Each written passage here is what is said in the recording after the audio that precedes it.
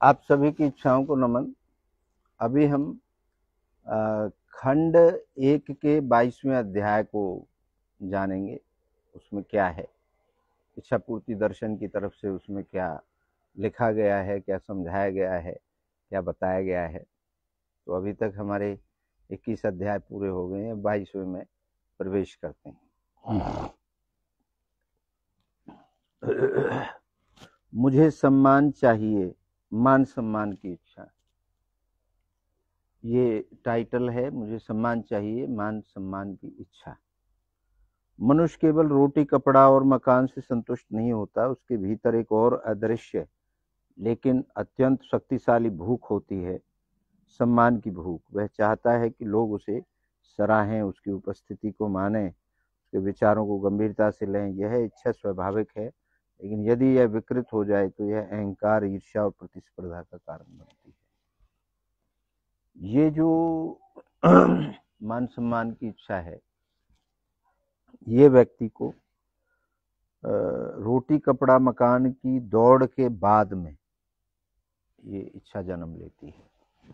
क्योंकि सबसे पहले तो मुख्य जो जरूरत है वो रोटी कपड़ा और मकान की है। अपने परिवार को सही तरीके से चलाने की है, उसकी जरूरतों की है। जब इससे पूर्ति हो जाती है तब आदमी के ये नई इच्छा पनपती है, और वो है मान सम्मान की इच्छा। लेकिन अगर इसको सही से लिया जाए तो ये ठीक रहती है, और अगर ये अहंकार और ईर्ष्या में बदल जाए तो इसके परिणाम बहुत गंभीर जिंदगी में हो जाते हैं। स्वामी राजेंद्र देव जी महाराज जी का कहना है, मतलब हमारा कहना है, सम्मान मांगा नहीं जाता, जीवन की गरिमा से स्वयं आता है। जो स्वयं को जानता है वह दूसरों से पहचान नहीं मांगता। सम्मान स्वयं मिलता है, क्योंकि जब आप कोई ऐसा काम करेंगे जो सर्व हिताय होगा, सबके हित के लिए अच्छा होगा, तो लोग अपने आप ही आपको सम्मान देना शुरू कर देंगे। लेकिन अगर आप इसको मांगने जाएं तो मांगने से सम्मान कभी नहीं मिलता। सम्मान की इच्छा का वैज्ञानिक पक्ष, इसका वैज्ञानिक पक्ष क्या है वो आपको बताते हैं। विज्ञान क्या कहता है। मानव मस्तिष्क में डोपामिन और ऑक्सीटोसिन जैसे रसायन उस समय सक्रिय होते हैं जब हमें सामाजिक स्वीकृति मिलती है। जब कोई हमें सराहता है, हमारी शाबाशी देता है, तब हमारे ये दो डोपामिन और ऑक्सीटोसिन रसायन केमिकल बॉडी में रिलीज होते हैं, और वो हमें बड़ा आनंद देते हैं, दोनों ही। सामाजिक विज्ञान में यह सिद्ध हो चुका है कि सम्मान की अनुभूति आत्मसम्मान को बढ़ाती है और अवसाद को कम करती है। ये सिद्ध हो चुका है सामाजिक विज्ञान में कि ये जो सम्मान की स्थिति है, इसके जो असर होते हैं वो बड़े ही सुखद होते हैं हमारे शरीर के अंदर।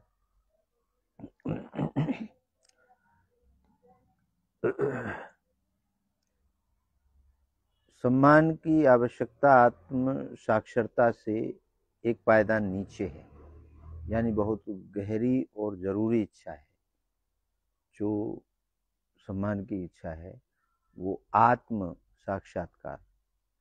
क्या पब्लिक ही आपको सम्मान दे रही है, आप अपने स्वयं से उसको सम्मान मानते हैं, नहीं मानते हैं, ये भी एक द्वंद्व की बात है। तो सम्मान आप खुद से भी माने, और जब ये समाज, ये पब्लिक देती है तो उसका जो खुशी है वो डबल हो जाती है। पौराणिक कथाएं, कर्ण को अपने जीवन में सम्मान न मिलने का गहरा दुख था, इसलिए वह दुर्योधन के साथ गया। कर्ण को जो सम्मान मिलना चाहिए था, जो कि वो कुंती का ज्येष्ठ पुत्र था, तो उसका बड़ा ही गहरा दुख था, इसलिए वो दुर्योधन के साथ मिलकर के अधर्म की राह पर चला और धर्म के खिलाफ उसने युद्ध लड़ा। तो ये जो भी बात थी कर्ण की, ये सम्मान ना मिलने की वजह से थी।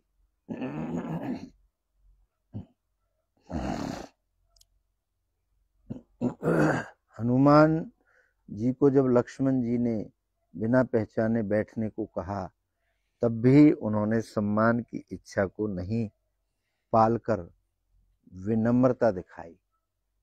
तो एक जो रामायण के अंदर भी एक संदर्भ है, जब हनुमान जी गए तो लक्ष्मण जी ने उनकी तरफ देखा भी नहीं और कह दिया बैठ जाओ। तो उस समय हनुमान जी ने उसको अपने दिल पर, दिमाग पर नहीं लिया, क्योंकि वो तो महान पुरुष थे, महापुरुष थे। कौन? हनुमान जी। तो एक अलौकिक शक्ति को लेकर पैदा हुए थे, तो उनके अंदर तो बहुत सहनशीलता थी, इसलिए उन्होंने उसको दुख में नहीं परिवर्तित किया। भीष्म पितामह को जीवन भर आदर मिला, लेकिन जब उन्होंने अन्याय के सामने मौन साधा, तब उनका सम्मान भी प्रश्नों से घिर गया। भीष्म पितामह की कहानी भी आपने सुनी है, पूरे जीवन भर उनको सबने सम्मान दिया, लेकिन जब वो अन्याय के खिलाफ भी मौन रहे तो प्रश्नों के घेरे में आ गई। उनका जो सम्मान था उस पर शक होने लगा लोगों को। सम्मान की इच्छा रचनात्मक बनाम विध्वंस। जो सम्मान की इच्छा है, ये कैसे आपको बढ़ा सकती है और कैसे थोड़ी सी गलती से ये आपका नाश कर सकती है।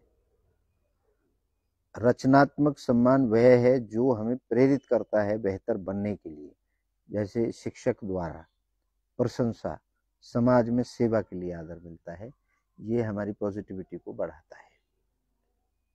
विध्वंस सम्मान वह है जो हमें दूसरों को नीचा दिखाकर श्रेष्ठ बनने की लालसा देता है, जैसे राजनीति में षड्यंत्र, रिश्तों में अहंकार।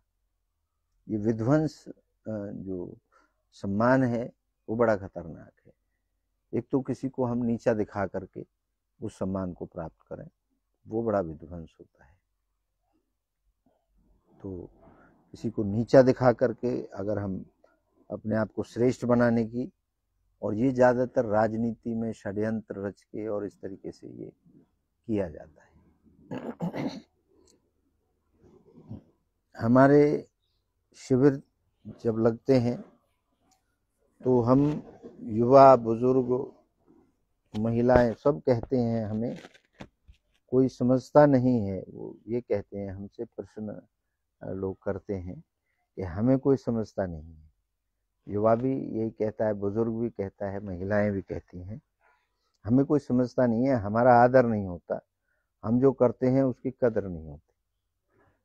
हमेशा आपने अपने घर में भी औरतों को कहते सुना होगा कि मैं पूरा दिन लगी रहूं काम में और मेरा कोई भी आदर सम्मान नहीं करता इस घर के अंदर, ये कहते हुए सुना होगा। बुजुर्गों को आज सुना होगा कि 1 मिनट में ये कह देते हैं कि आपने जीवन में किया ही क्या है। तो इस तरीके की जो बातें हैं, ये बच्चे भी उम्मीद करते हैं कि हम कोई भी छोटी से छोटी अचीवमेंट लाएं तो हमें आदर मिले, हमें शाबाशी मिले। तो हर कोई इसका भूखा है, लेकिन एक घर का मुखिया तभी सम्मान की भूख जागती है जब उसका सारी जिम्मेदारियां कंप्लीट कर चुका होता है। क्यों? एक रोटी, कपड़ा और मकान की जो बेसिक नीड है वो पूरी हो जाती है तो सम्मान की इच्छा जगती है। स्वामी जी का कथन है, मेरा कथन है, उन्हें स्वयं की आत्मा को जानने की ओर ले जाते हैं। जब तुम अपनी नजरों में मूल्यवान बनते हो तो दुनिया भी तुम्हें महत्व देती है।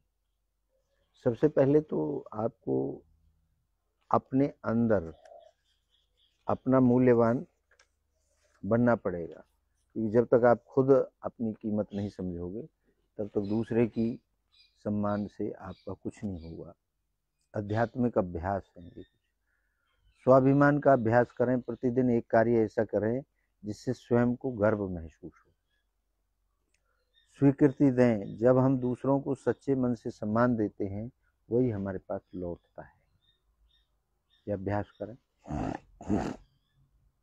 अहंकार को पहचानें, क्या मैं सम्मान चाहता हूँ या श्रेष्ठता का प्रदर्शन करना चाहता हूँ। अहंकार को भी पहचानें, क्या मैं सम्मान चाहता हूँ वास्तव में या मैं दूसरों को दिखावा करना चाहता हूँ। इसमें भी आपको सोचना पड़ेगा। एक कहानी है, एक महिला हमारे पास आई, वह कहती थी कि परिवार में कोई उसे पूछता नहीं है, सब उसे बोझ समझते हैं। तो हमने कहा उसे प्रतिदिन प्रार्थना कक्ष में दीपक जलाने की सेवा दी। एक दिन जब वह नहीं आई, सबको उसकी कमी खली। उसे बुलाया गया और सबसे पहले परिवार ने उसके कार्य का सम्मान किया। तो हमने एक उसको प्रयोग करने को बताया कि आप रोजाना आंगन में एक दीपक जलाएं। अब एक दिन उन्होंने नहीं जलाया तो सबको उसकी कमी महसूस हुई कि भैया आज तो दीपक नहीं जला, माँ को बुला के लाओ। तो उनको बड़ा सम्मान दिया गया इस बात के लिए। सम्मान कर्तव्य से उपजता है, मांगने से नहीं। आपको कर्म श्रम दोनों ही करने पड़ेंगे, उसी से उपजेगा आपका सम्मान। चाहे किसी भी फील्ड में आप कर्म करें, जब तक कर्म नहीं करेंगे तब तक आपको कोई सम्मान देगा नहीं। इसका जो मेन बीज उगता है वो श्रम में और कर्म में उगता है। उदाहरण, सम्मान पाने की लालसा नहीं, सेवा देने की भावना रखो, सम्मान स्वयं चलकर आपके पास आएगा। यह हमारा कथन है स्वामी राजेंद्र देव महाराज। सम्मान पाने की लालसा कभी मत रखो, सिर्फ आप अच्छा करने की कोशिश करो, सम्मान अपने आप चल के आपके पास आ जाएगा। कुछ प्रश्न है आपके लिए, क्या मैं सम्मान चाहता हूं या प्रशंसा का मोह पाल रखा है? क्या आप वास्तव में सम्मान चाहते हैं या केवल आपको शाबाश शाबाश लोग करते रहें इसका मोह पाल रखा है? क्या मेरा कार्य सम्मान के योग्य है? विचार करके देखिए, जो काम आप कर रहे हैं क्या उसे सम्मान मिलना चाहिए? अपने आप से प्रश्न करिए। क्या मैं दूसरों को वह सम्मान देता हूं जो मैं खुद चाहता हूं? ये भी सोच करके देखिए, क्या आप वही सम्मान दूसरों को देते हैं जो आप उम्मीद करते हैं कि आपको मिले? विचार करिए। निष्कर्ष, सम्मान की इच्छा मनुष्य की श्रेष्ठता की ओर ले जाती है यदि वह सेवा, कर्तव्य और विनम्रता से जुड़ी हो। लेकिन अगर यह अहंकार, तुलना और आग्रह से जुड़ जाए तो यही विनाश का कारण बनता है। दोनों चीज है। सम्मान को अगर सेवा से जोड़ दिया जाएगा तो आपकी तरक्की हो जाएगी, और अहंकार, ईर्ष्या, उसे नहीं मिला मुझे मिल गया, तो इस तरीके से जोड़ देगा तो आपको ही विनाश की ओर भी ले जाएगी। सच्चा सम्मान बाहर से नहीं, भीतर के संतुलन से उपजता है। ये 22वां अध्याय कंप्लीट हो गया है। सच्चा जो सम्मान है वो बाहर से नहीं, भीतर से उपजता है। जिस दिन आप सबको धन्यवाद करना सबको सम्मान देना शुरू कर दोगे, उस दिन आपको ऐसा महसूस होगा जब अंदर से सम्मान दोगे कि ये जितनी भी सामान है, ये सूरज, चांद, सितारे, ये सब मुझे सम्मान दे रहे हैं। सम्मान दे रहे हैं तभी आपको धूप मिल रही है, सम्मान दे रहे हैं तभी आपको छाया मिल रही है, सम्मान दे रहे हैं तभी आपको भोजन मिल रहा है। तो ये सब के लिए धन्यवाद हमें करना चाहिए, क्योंकि अगर हम इनके लिए धन्यवाद करेंगे तो फिर आप महसूस करेंगे कि आप को हर चीज़ अच्छी लगने लगेगी।